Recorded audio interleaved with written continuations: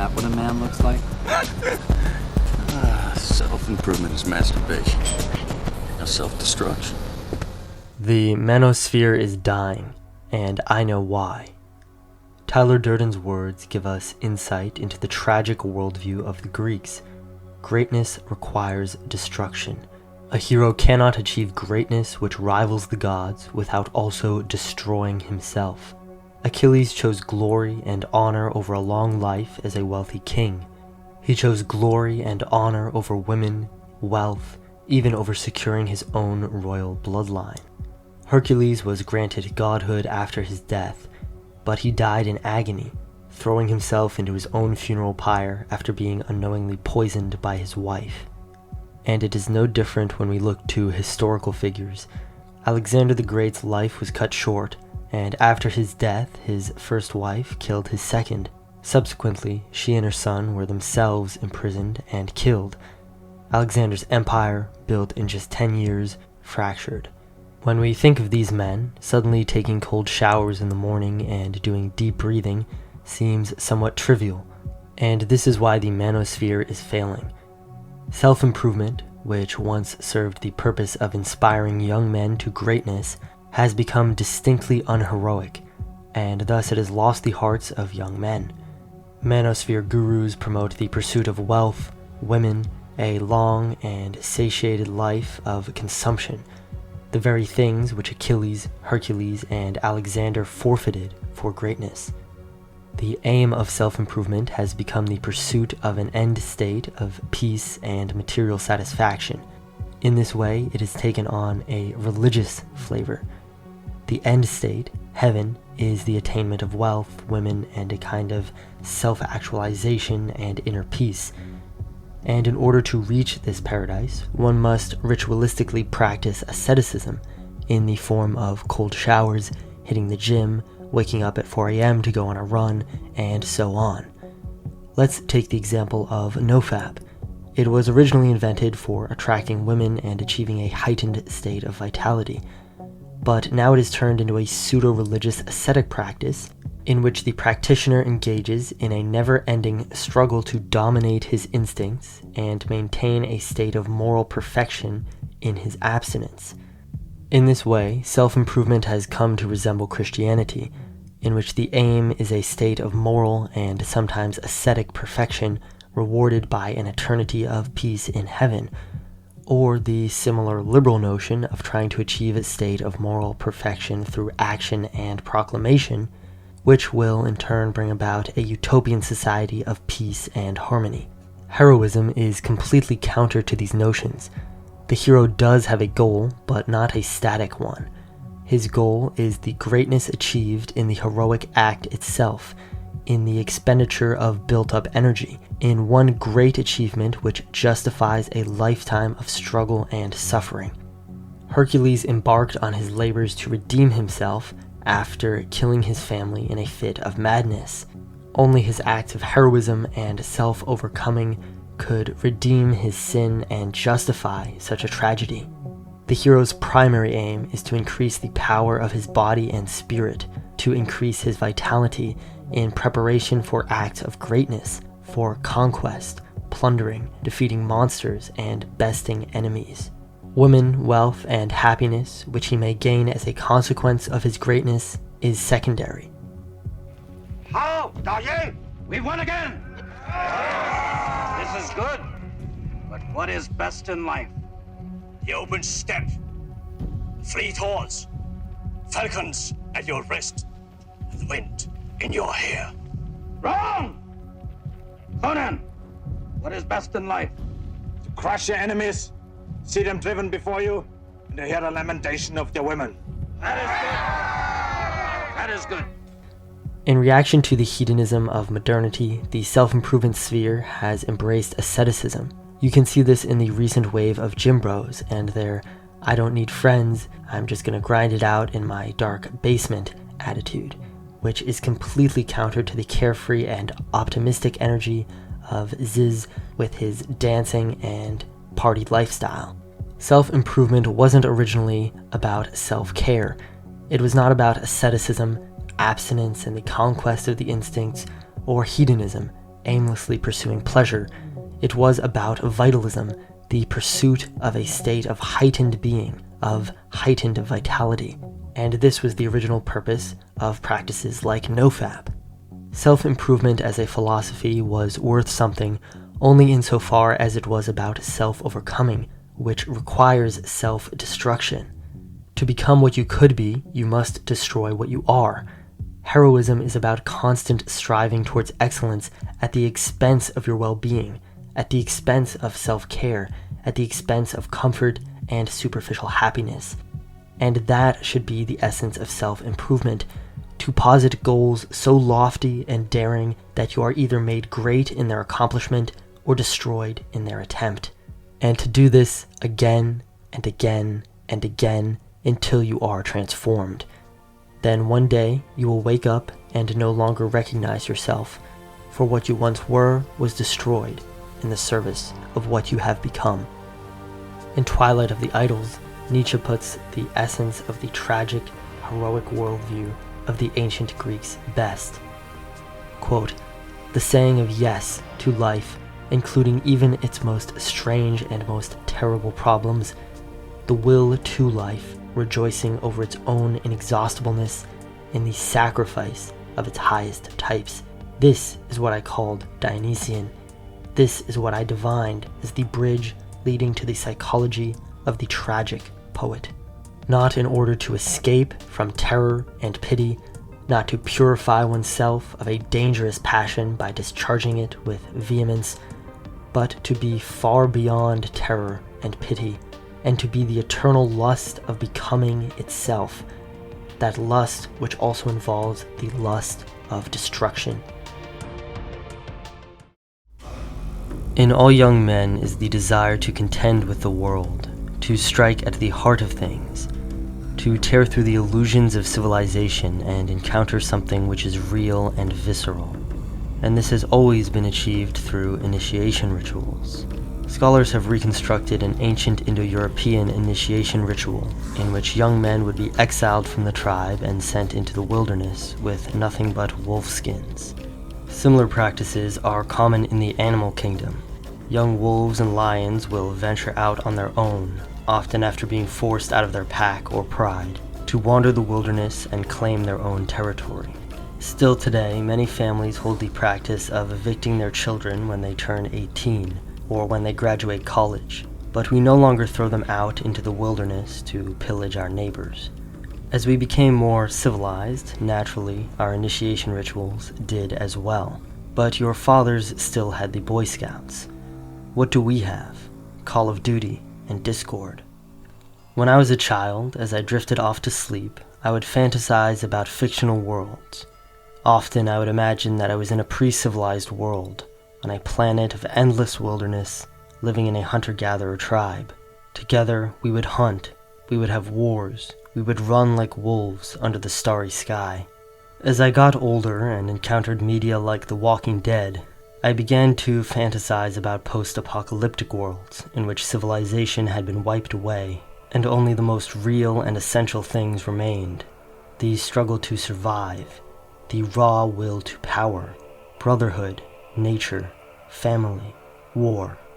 As I drove to school, I would look out the window and imagine the buildings swallowed again by vines and forest, the remnants of the roads melting into the earth, nature reclaiming the brightly colored gas stations which so offended my eyes.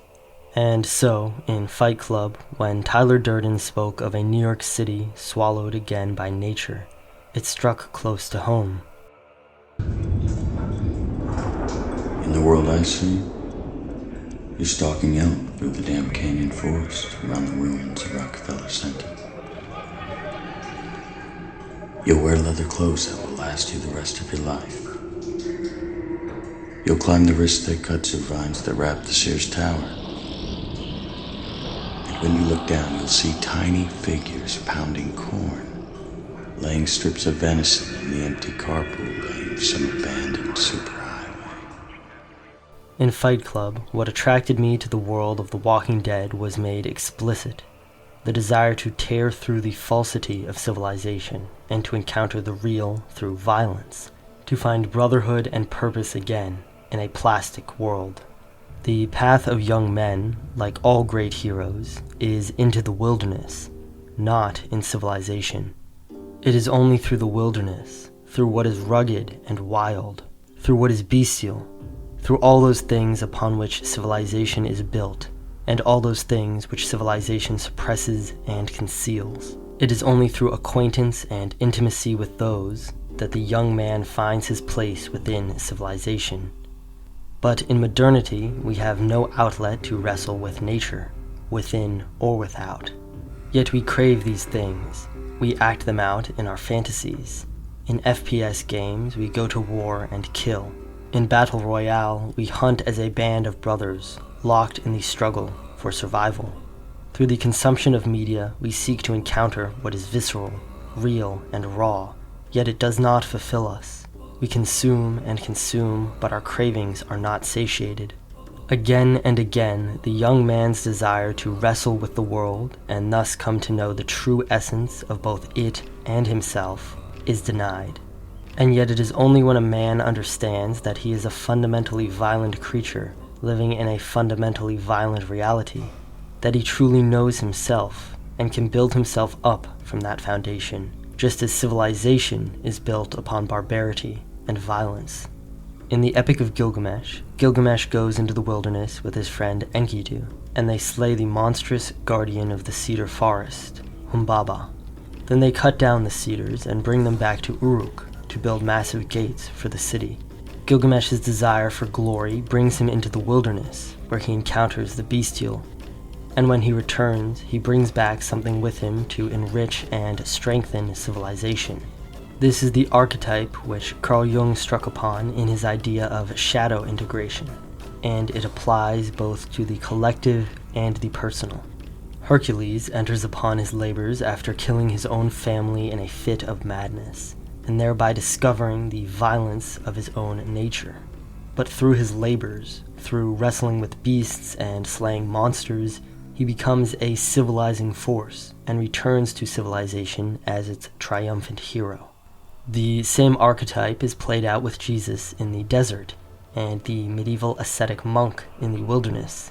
They go into the wilderness to wrestle with themselves and return with spiritual knowledge.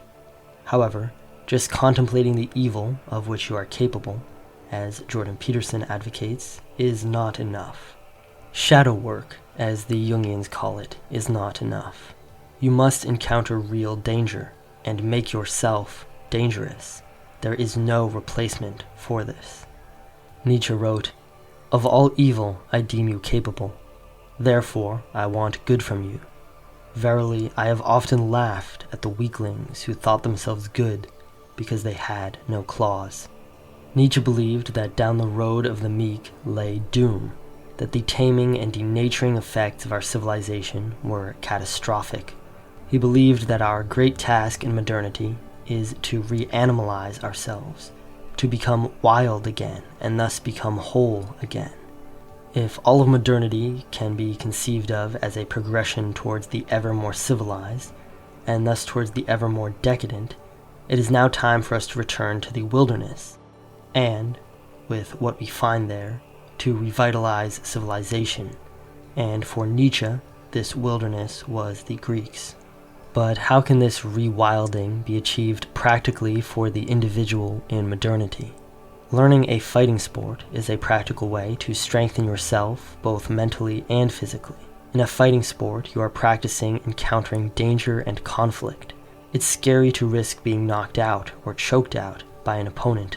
Even if the risk of being badly harmed is low, you risk humiliation. But perhaps more importantly, by practicing a fighting sport, you are learning to assert yourself upon the world, to impose yourself upon your opponent to the point where they are forced to submit in combat, to impose pain and defeat upon them, and to assert your will as victorious. And for the over-civilized, imposing your will upon another and inflicting harm on another can be just as scary as risking harm or defeat. When I started jiu-jitsu, I would get beat up non-stop for the whole session. I'd come home covered in bruises and barely able to move. I even broke a rib. But there is nothing more cathartic and intensely satisfying than engaging in a raw test of will and strength with strangers. If you don't have the time or money for a fighting sport at the moment, lifting weights will also help you become more embodied and more confident, more comfortable taking up space, psychologically and literally. These things will do far more for integrating your shadow than contemplating the nature of evil. But that said, contemplating human nature, human history, watching nature documentaries, and studying the evolutionary history of life is also very helpful for understanding and coming to terms with the harsh nature of reality. And just as important is spending time actually in nature, engaging with it firsthand. Go camping, go hiking, go into the woods with a band of friends, or even explore a city together. Take risks and be wild. Scream into the mountains at the top of your lungs, run on all fours, and make animal noises. Become embodied again, and become acquainted with your own animal nature. All of this will also make you more attractive to women because it will make you confident and grounded, but also playful and wild. You will no longer fear violence or your own capacity for violence. You will no longer fear asserting yourself upon others because you will know your capabilities, how to assert force, and how to restrain it. You will no longer fear women or your own sexuality. You will be filled with a playful, vital, and grounded energy, like an ancient hero who has returned victorious from his conquests.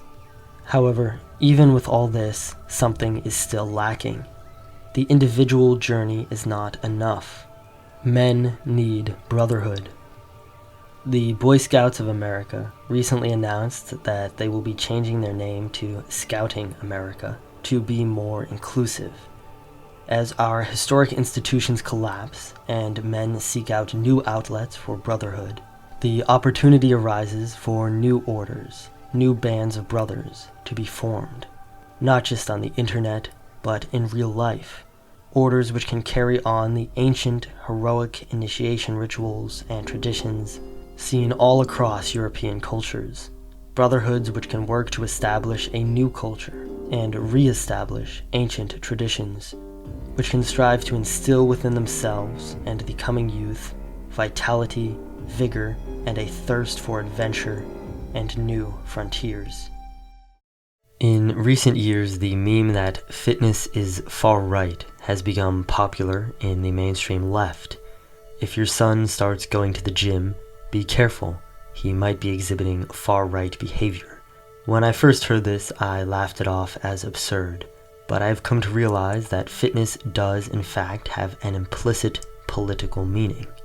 The logic of fitness as far right goes as follows. From a leftist intersectional perspective, valuing beauty and health is inherently exclusionary, because not everyone is beautiful and healthy. To go a bit deeper, valuing beautiful, healthy, strong bodies necessarily devalues ugly, sickly, and disabled bodies. And, the left would argue, leads ultimately to hatred, discrimination, oppression, and worse. Therefore, from a leftist perspective, the love of beauty, strength, and the body leads ultimately to fascism. I think this line of reasoning is very telling because it sets up the ideas of beauty, health, strength, things which most people will view as inherently good, as the ultimate evil by association with fascism.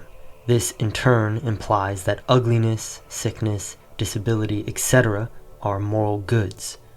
I don't think it's going too far or getting too Nietzschean to say that this alone shows that large parts of the modern left are in fact a cult based on a deep-rooted resentment of nature, life, and beauty. We know that beauty, strength, and vitality are inherently good, not only because everyone implicitly values these things, but because the very structure of reality is set up to favor them. They are expressions of healthy life. The leftist analysis that enthusiasm for fitness leads to hatred is inverted because their entire morality is inverted. Their morality is what Nietzsche called slave or anti-life morality. The love of beauty, health, and strength is an affirmative morality, which, at its essence, values life. It does not in any way imply the hatred of the ugly, the sick, or the weak. The healthy man views the sick man as unfortunate, not as evil. The weak man entering the gym does not hate the weak, though he may despise his own weakness. He views weakness as something to be overcome in the pursuit of strength. Beauty, strength, vitality are all aspirational values, things to strive for and towards, and in celebrating them, you celebrate the victory of life. So does this make fitness far right? Not exactly. The conservative right also criticizes the celebration of beauty, strength, and vitality, and labels it as pagan. They will incorrectly accuse the left of being a cult of the body, the passions, and the carnal, when leftist ideology in fact seeks to attack and degrade these things, to deconstruct them and de-beautify them. Fitness does, however, have a political meaning. Getting jacked is a political act because it refutes the basic premise of progressive liberalism, upon which contemporary leftism and even contemporary conservatism is founded. If you lift for aesthetics, you believe, or at least after thousands of workouts, you will come to believe, that beauty requires suffering. You will also come to understand that the lack of challenge and struggle creates ugliness, softness, and sickness. This means that, with your very body, with every grueling or exhilarating workout performed in the pursuit of beauty and strength, you are actively refuting the idea that society should be focused on the attainment of material equality and comfort, the alleviation of struggle, the nullification of challenge, making things easier, safer, more convenient, less competitive, etc. Bodybuilders and athletes know that comfort and equality only lead to softness, weakness, and a deep spiritual and psychological dissatisfaction, and therefore, on a societal level, to a speed run of civilizational collapse. It is competition, not equality, and struggle, not comfort, which satisfy the human spirit and create beauty, strength, power, vitality, and success, both within the individual and within a society, which create an excellence of body and spirit and a flourishing of life. Therefore, lifting weights, especially in the pursuit of aesthetics, as well as strength, naturally leads to a Nietzschean worldview. It instills in you that beauty can only come from a disproportionate amount of struggle and pain, thousands of workouts for mere pounds of muscle, and it shows you that the greatest feeling is self-overcoming, feeling that one's power, one's ability increases, and that one's inner nature and potential is more fully expressed. So let us lay out a few practical Nietzschean principles for lifting. The first principle: the drive of every organism is to express its inner nature to the highest degree. In other words, the will to power. Therefore, you must tailor your dream physique to your own unique physical attributes.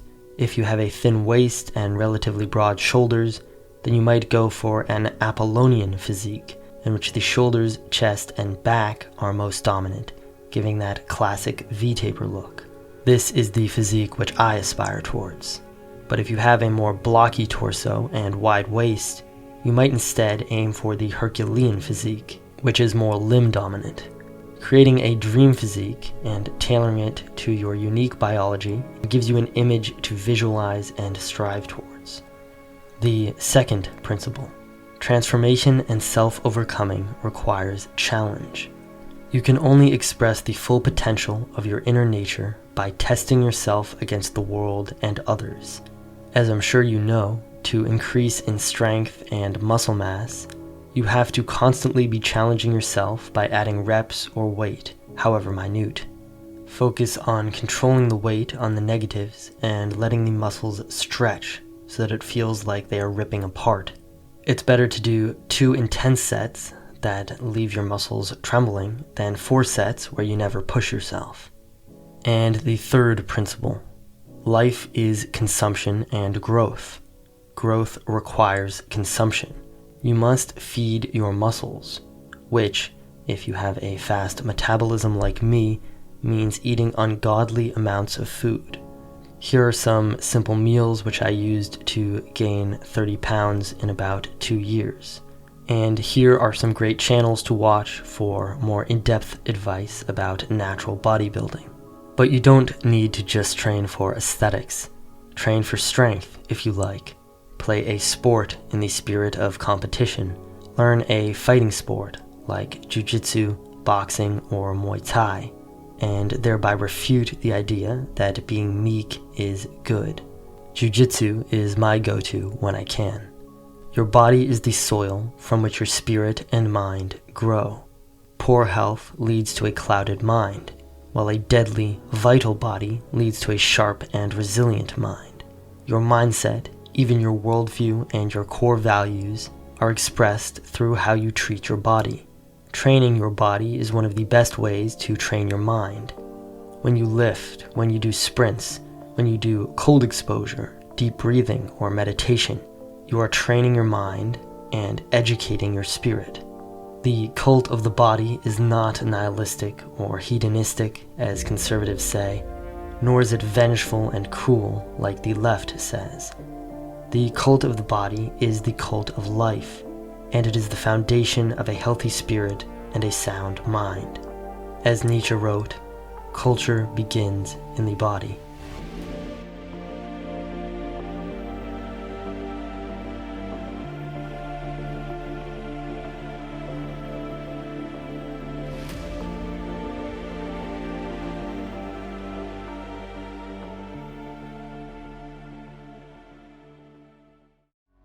The problem with modernity is often framed as a lack of meaning and the necessity to return to religion. But this return to religion is always framed in a moralistic and intellectualized way.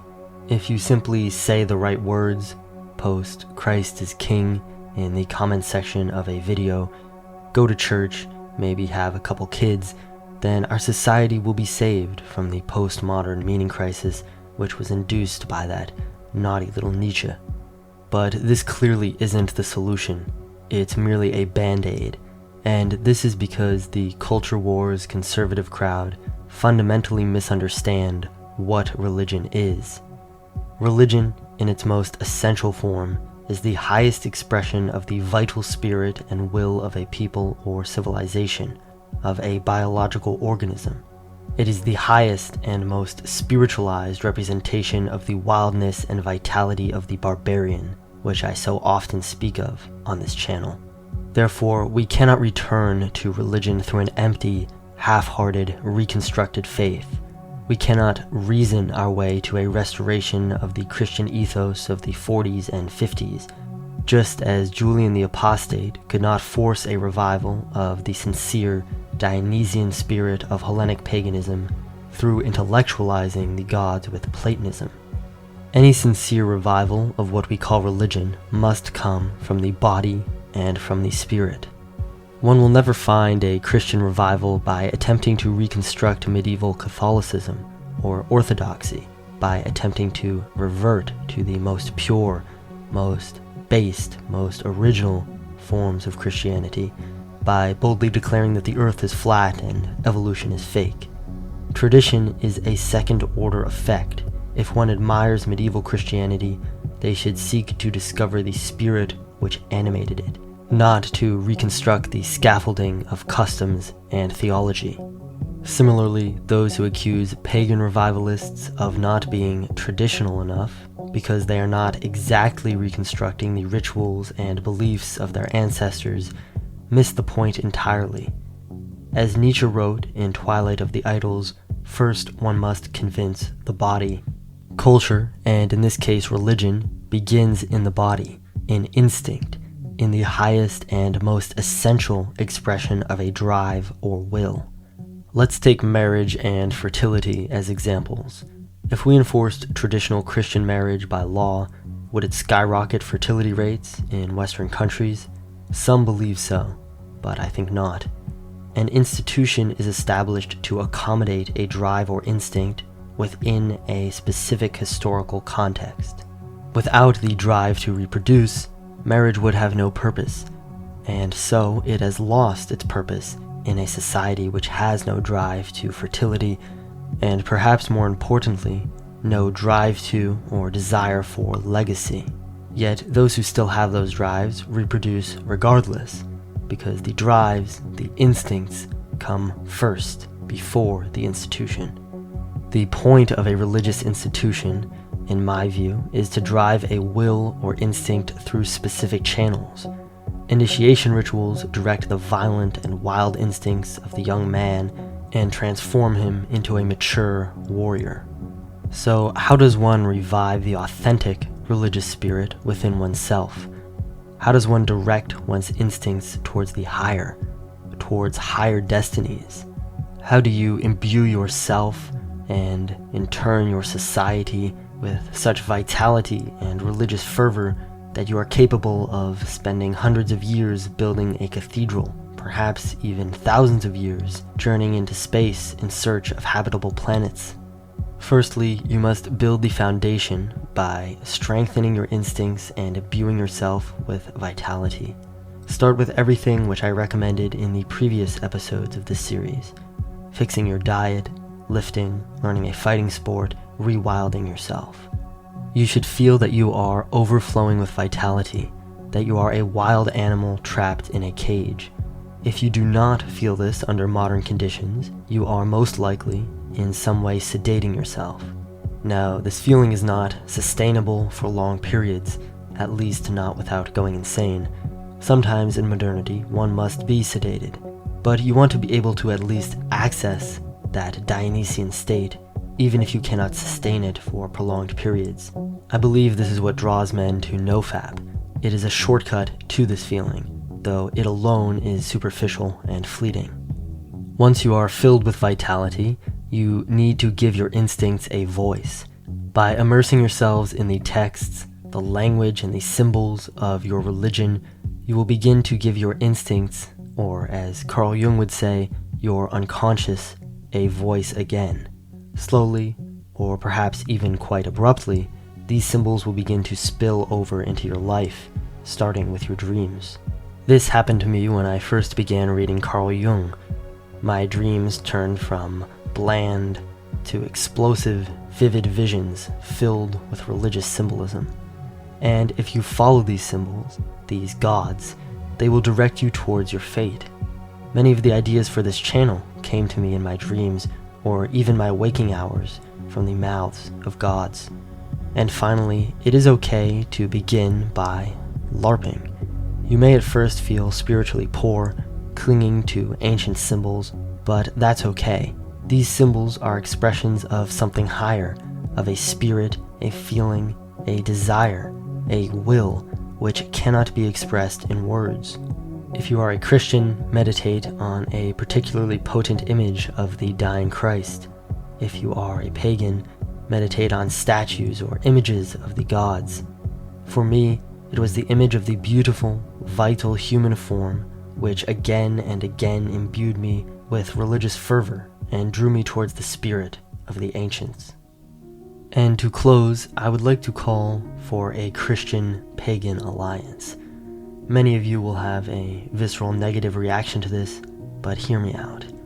Why is it that a religious rebirth is even desirable? Is it not to encourage fertility, the construction of beautiful buildings, the commencement of grand civilizational projects, the transformation of men again into creatures who could believe, like Alexander the Great, that they are the Son of God, filled with divine power and destiny? Is the need for a religious rebirth in the West not, in short, the need for an explosive rebirth of all of the instincts which support life? And if that is the case, then perhaps it is counterproductive to dispute theology, at least at this stage. One must begin by convincing the body, and institutions and theology will follow in time. It is my vision that all of you who would seek to imbue the West again with a vital, life-affirming spirit and charge again towards heroic destinies and Promethean projects, find the strength to unite, whether you be disciples of Christ, Odin, Zeus, or Nietzsche's Zarathustra, I implore you to join me and come together under one banner, one conviction, one cause, one faith, for the sake of our civilization, for the sake of nature, for the sake of life. And this I have called Vitalism. The revival of European paganism presents us with an interesting question. What exactly does it mean to be a pagan in modernity? Does being a pagan simply mean that you worship Zeus or Odin? I believe that the answer to what it truly means to be a pagan can be found in the word itself. The term paganism is muddied by the fact that Christians often use it to refer to any religion which isn't Abrahamic, or even anything which they consider to be degenerate or immoral. And while it has been used this way, especially during the Middle Ages, the term began as a Christian classification for the traditional religions of Europe, and it has since come to have that same meaning again.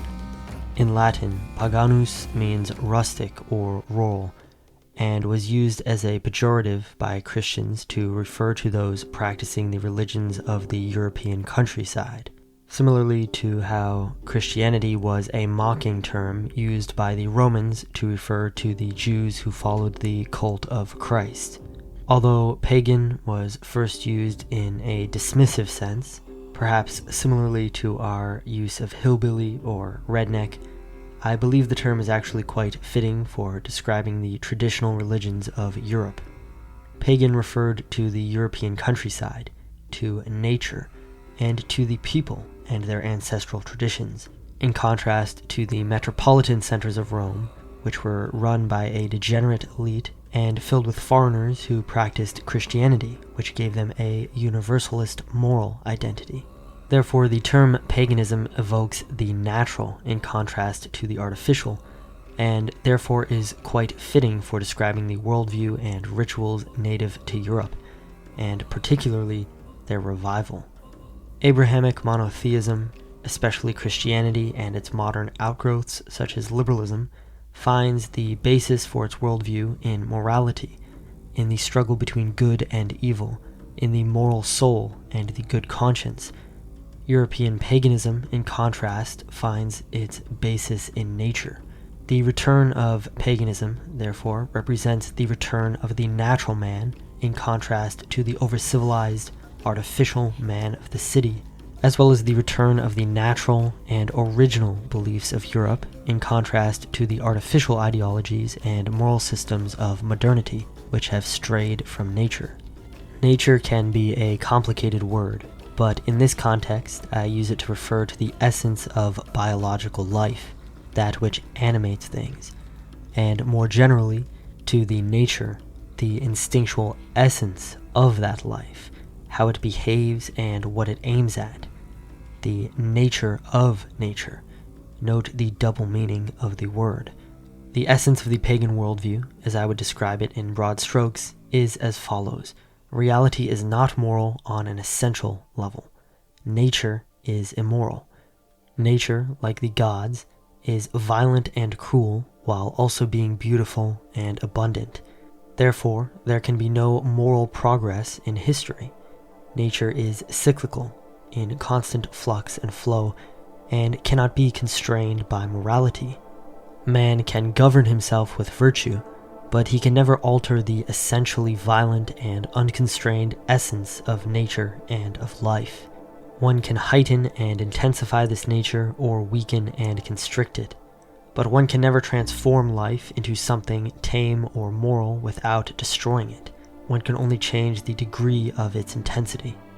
So as far as there is a goal in history, within civilization and for the individual, it is not to strive to become more moral, but to strive towards the perfected supernature represented by the gods. And the goal of morality, better called virtue in this case, is to discipline one in the pursuit of this supernature, to instill one with the instincts of courage, bravery, grace, beauty, to strengthen all the virtues which nature rewards, and which direct the individual towards the higher, towards being more beautiful, more powerful, more divine, towards being heroic. In other words, towards being like the gods.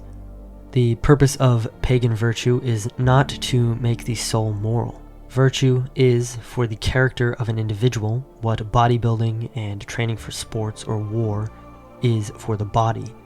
Virtue is a discipline meant to mold one into something higher, to direct and shape the raw energies of nature, and to intensify them through their discipline and direction. The essence of being a pagan in modernity is not found in belief or even ritual, but in embodying the spirit of the pagan worldview. It is in part an aesthetic endeavor. It is not a moral endeavor or one which rests on the proclamation of certain beliefs or opinions. It is a way of being and acting which one can be initiated into by immersing themselves in the texts and symbols of antiquity, as well as by spending time in nature. It was Nietzsche who first led me to an essentially pagan worldview, but I soon saw, as Nietzsche himself points out, that this worldview is most succinctly and beautifully expressed in the texts and symbols of ancient pagan cultures. In them, I found the highest expression of the spirit which I sought after.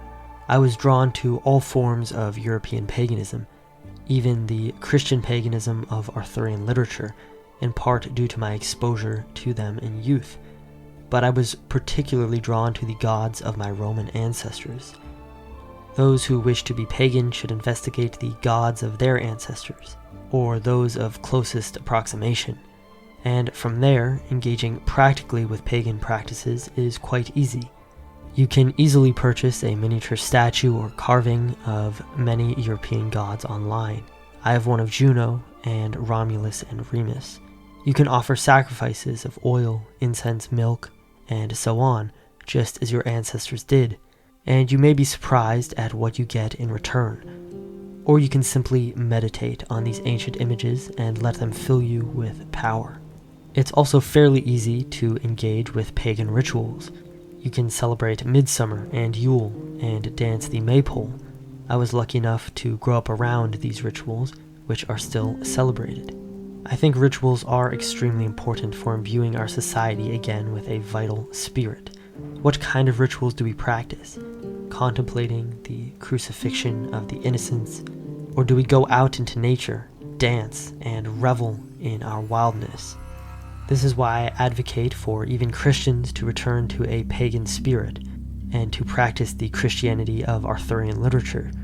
Our rituals influence us profoundly, and in a time when our collective guilt drives us to turn away from life, to reject life, it is vital that we practice rituals which restore life and vitality to us. And the spirit of paganism rests upon the worship and strengthening of this vital force. And it is this vital spirit which calls to you from the texts and symbols of the ancients. Even if you feel at first that you are LARPing, you know in your body that there is something profound expressed in the pagan symbols of the ancients, something that you cannot articulate. Follow these symbols, and perhaps one day you will feel, suddenly, abruptly, that you are possessed by the spirit of a god. Or perhaps in your dreams, or while walking in the woods, a god will appear to you and summon you to a great task.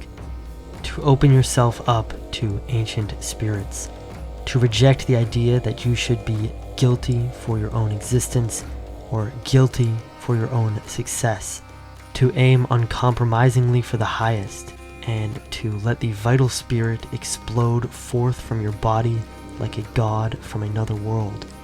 This is what it means to be a pagan in modernity. The Olympics are one of the few European pagan rituals practiced to this day, and they perfectly encapsulate the essential spirit of Europe. Some have called it the Faustian spirit, some the Promethean spirit, but I believe that it is best and most simply called the heroic spirit, since the oldest recorded form of this ancient European worldview can be found in the ancient Greek conception of heroism. For the Greeks, the athlete and the hero were intimately connected. The Greek athletic competitions, running, wrestling, javelin throwing, chariot racing, all simulated war and prepared the warrior for the battlefield. This was also the purpose of the gymnasium. In fact, the Iliad concludes with athletic competitions or war games held in honor of Patroclus. For the Greeks, both war and athletic competitions represented the very essence of life and the aim of heroism, the struggle to be the best. Today, this ancient worldview has gone almost entirely extinct in mainstream culture, replaced by morality-focused utopian worldviews such as Christianity, liberalism, and progressivism. But in the Olympics, the ancient heroic worldview is still enshrined. The ultimate aim of the Greek hero was to prove himself to be the best through heroic action. The hero strove to shine brilliantly like the gods, and to be illuminated by the light of fame and memory. In the Iliad, Achilles is described as Dios, which means godlike, or literally, shining or brilliant. The hero's deeds shine brilliantly, like his armor, for all to see, and they earn him immortal fame. Thus he acquires for himself a portion of divinity. When the ordinary man dies, he becomes one of the nameless, faceless shades wandering Hades. His deeds are not remembered. The light of memory does not illuminate him. He exists down the long years in darkness, but the hero shines brilliantly forever, like the gods. The Olympics is one of the few places where we still see this ancient pagan conception of life, honor, virtue, and memory. In the Olympics, the best athletes of each country come together to compete, to prove themselves to be the most excellent, bring honor and glory to their country, and to win the light of eternal fame. In the halls of nature, we see great beasts immortalized in stone, while others are largely lost to the darkness of time, with only fragments of bone or single footprints remaining to commemorate their existence. These fossils are like the statues of the Greeks, reminding us of the great things which once were. Today, Olympic athletes are perhaps the closest thing which we have to Greek heroes. The hero possessed an inborn nature, which was violent and vital, and which drove him to act virtuously, that is, to seek out competition and confront challenges with courage and tenacity. The hero possessed the raw drive to win and to be the best. But this raw, instinctual energy had to be ordered with rules of conduct. In athletic games, we call this sportsmanship. In war, we call it honor. The Greek conception of morality had much more to do with the idea of sportsmanship than the goodness of one's conscience or soul. On the battlefield, one must always behave with honor by seeking out equal opponents, adhering to the mandates of custom, and honoring pacts of kinship and brotherhood. In the chaotic struggle of life, in the struggle to be the best, as on the sports field and the battlefield, codes of conduct must be imposed which allow for the directed pursuit of excellence. The pagan European worldview enshrines the warlike, inherently competitive spirit of nature within society, and applies rules and structure to it in the form of honor, virtue, and custom. But these codes of honor, virtue, and customs were not simply restrictive. They sought to cultivate the inner drive towards life, the drive towards competition, the drive to be the best, and to channel and direct this raw inner nature through imposed virtue and discipline towards the goal of excellence.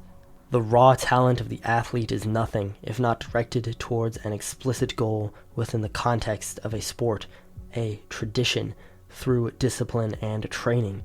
The Greeks produced such healthy, flourishing societies because they understood life as war and structured their societies in alignment with nature to bring out the best in nature. Their societies were cults of life, dedicated to the elevation of life. Today, Western societies are far detached from nature. Both concretely and ideologically, we seldom come into contact with nature unless we actively seek it out. Schooling in particular is a big issue. Children are not trained to be excellent, to be the best, holistically in mind and body, as was the aim of the classical, aristocratic tradition of education. Instead, they are trained to be workers and bureaucrats, to follow rules and to do mindless work for long hours. They are essentially being prepared to work a 9 to 5, not to be excellent human beings. Sports are still a part of education, but they have lost their ritual element and their true and original meaning. Like education, school sports have largely become monotonous, time-consuming disciplines centered around following rules. And in broader society, while the competitive element of sports still remains, they have become largely commercialized. Again, it is only in the Olympics that they have retained their original Olympian meaning. However, you can imbue your life with this meaning again by embracing the spirit of competition and the struggle to be the best. I've talked about the importance of lifting weights and learning a fighting sport before, but a vital element of both of these is competition, which is also found in sports. Perhaps the most gratifying part of a fighting sport is engaging in the primal, physical struggle to be the best. This, more than anything, acquaints you with nature. If you have kids, you shouldn't force them to engage in school sports, but you should encourage them to play, at least casually. This will not only imbue them with the spirit of competition, but it will also teach them a proper understanding of heroic morality, one which is not grounded in abstract moral fantasies and justifications, but in noble conduct, in honor and sportsmanship. When I was watching the Olympics, some family members commented, "Why do they have to perform half naked like that?" An essential part of the Olympian philosophy is the appreciation of the idealized, naked human form. Throughout all ancient European cultures, heroes are traditionally depicted nude or wearing only animal skins, as are many of the gods, and the Olympics were originally performed nude. The gymnasium literally translates to the place of nakedness. But what was all of this about? Was it some sort of degenerate, decadent, carnal display, as conservative Christians will say? Was it some sort of homoerotic fascist body worship, as leftists will say? The reason behind this appreciation for nudity is that the beautiful human form, produced by the struggle for excellence, raw nature disciplined and directed towards the goal of excellence, represents the ultimate product of the great struggle of life, and thus the ultimate aim of nature. The beautiful, taut, dynamic bodies of athletes and heroes reflect and imitate the bodies of the immortal gods, who represent a kind of supernature. The Olympian gods are infinitely beautiful, powerful, and eternally youthful, overflowing with vitality and life. They are an undying image of the best that life has to produce. And by mimicking the gods, by mimicking the heroic ideal, we cultivate those qualities within ourselves and take part in the eternal celebration of life.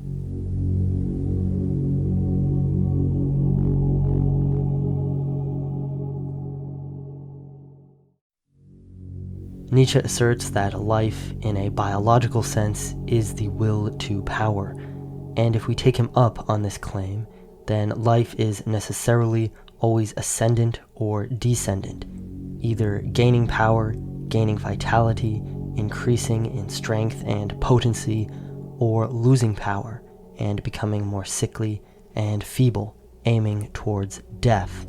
We can see this in the individual life cycle of an organism.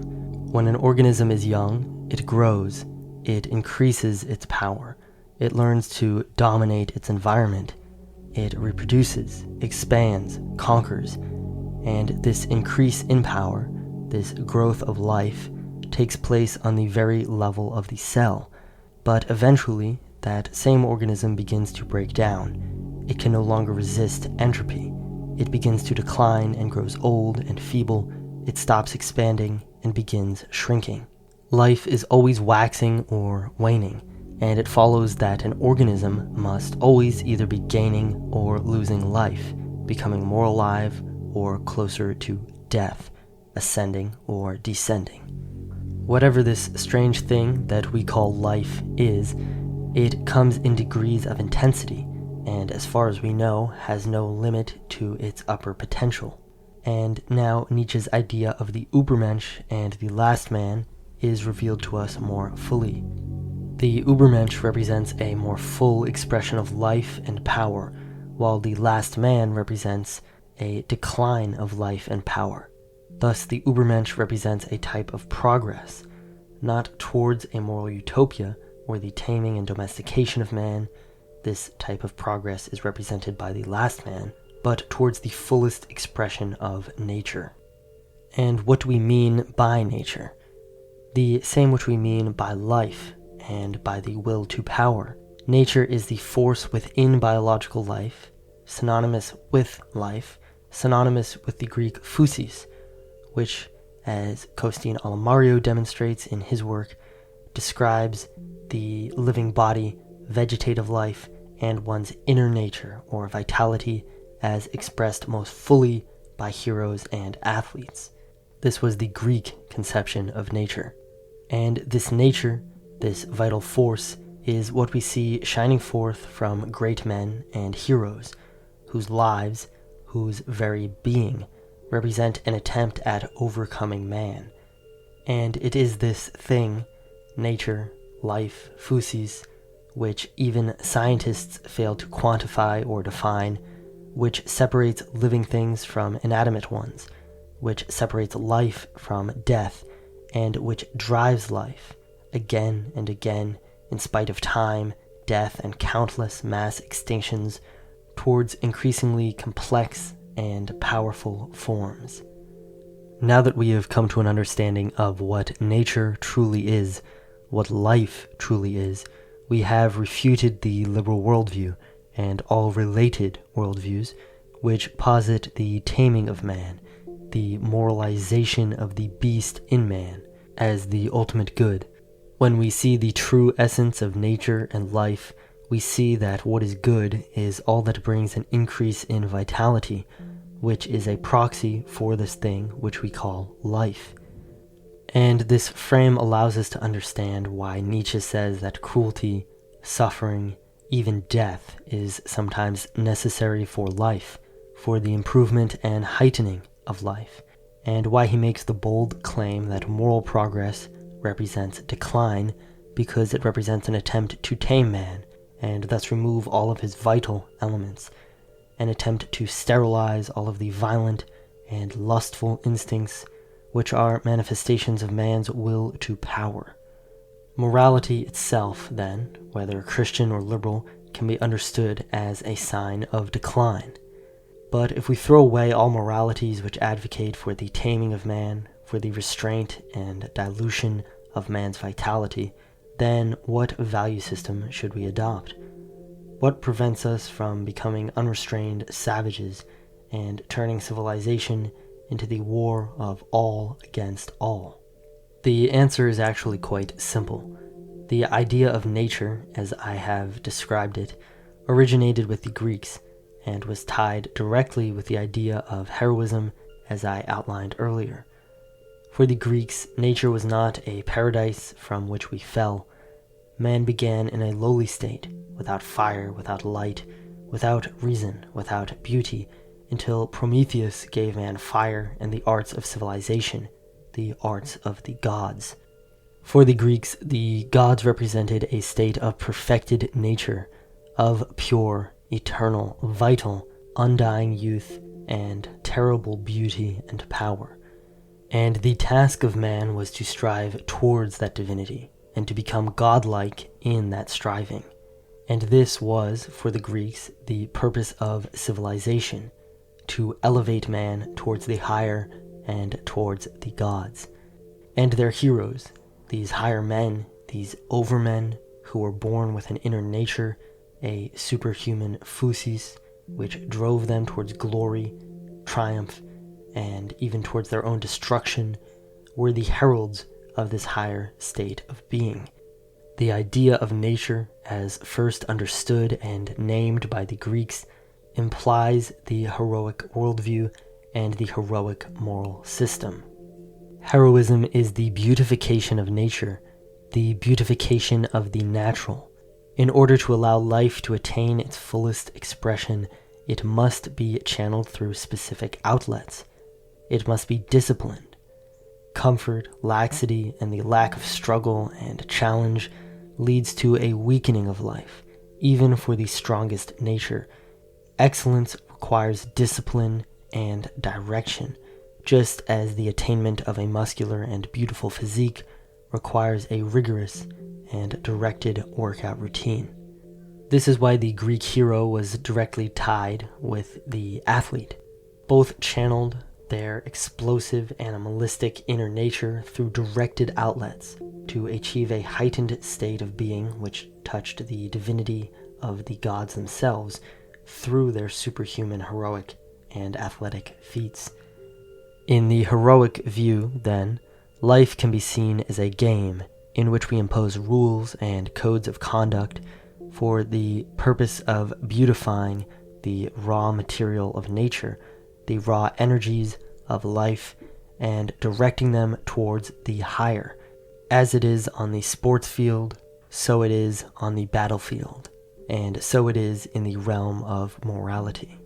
Pagan heroic morality is not based upon the idea of moral progress or the moral soul. It does not claim that the world is a battleground between good and evil, and that the individual should strive for moral perfection. European pagan morality is based upon codes of honorable and heroic conduct, which seek to channel life towards the higher and to create excellence. In the pagan morality found in Homer, Norse literature, and the Arthurian romances, we see something natural, an ethic which supports and strengthens life. We intuitively sense a health, vibrance, and vitality in their cultures, which is lacking in the moralism of modern liberalism and conservative Christianity. In them, the air is stale and smells of decadence and decline. They represent a turning away from and a smothering of life, a rejection of life's most basic instincts. And what's beautiful is that, while all of this may seem obscure, and the journey that it took me and would take anyone to break free from the modern liberal worldview, especially without falling into the trap of the very same worldview, disguised as Christian conservatism, may seem long and arduous, we have thousands of years of culture and literature to support our worldview. From the Greeks and before them with the rituals and beliefs of the Indo-Europeans, through every heroic culture which followed, and the art, literature, and heroes which they produced, the grandest and most momentous civilizational project, the heroic project, has thundered onwards. And how might we understand the spirit of this project? Dominique Venner puts it best. Quote, "With Homer, the future takes root in the memory of the past. This memory leaves us a triad in which to tie our souls and our conducts. Nature as basis, excellence as goal, beauty as horizon." To support this channel and gain access to the ARC's community and exclusive, long-form content, check the links in the description. Thank you for your support. It makes this channel possible.